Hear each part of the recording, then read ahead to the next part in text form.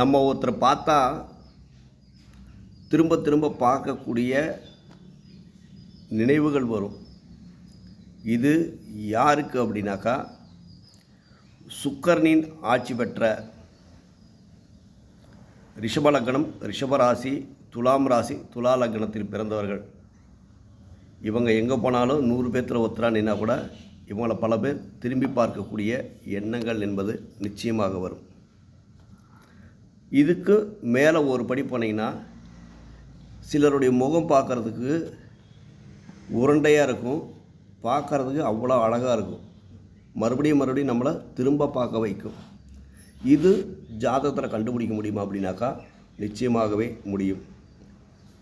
ஒரு ஜாதகத்தில் லக்னத்தில் சூரியன் இருந்தாலோ அல்லது 4ஆம் இடத்தில் சூரியன் இருந்தாலோ இவங்க முகம் வட்ட வடிவமாக இருக்கும், பார்க்குறதுக்கு ரொம்ப அழகாக இருக்கும்.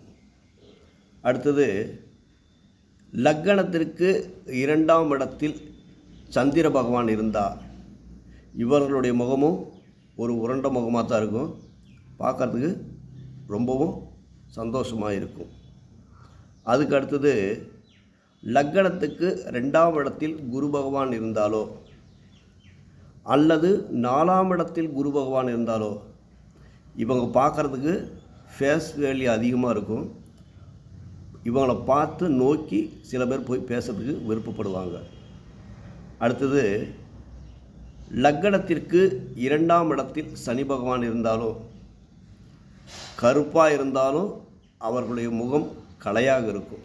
அப்போ இவர்களை எல்லோரும் விரும்பக்கூடிய நபர்களாகத்தான் இருப்பார்கள். அடுத்தது, ராகு பகவான்.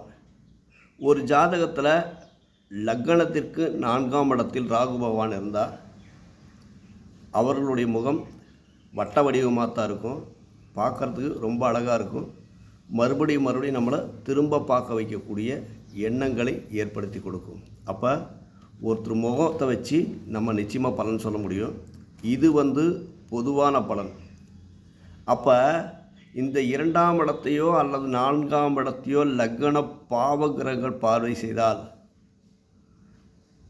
இந்த விதி மாறுவதற்கும் வாய்ப்புகள் அப்படிங்கிறது கண்டிப்பாக உண்டு. அதுதான் ஒரு பழமொழி சொல்லுவாங்க, அகத்தின் அழகு முகத்தில் தெரியும். நம்ம வீடியோ பிடிச்சிருந்தால் லைக் பண்ணுங்கள், ஷேர் பண்ணுங்கள், சப்ஸ்கிரைப் பண்ணுங்கள். நன்றி, வணக்கம்.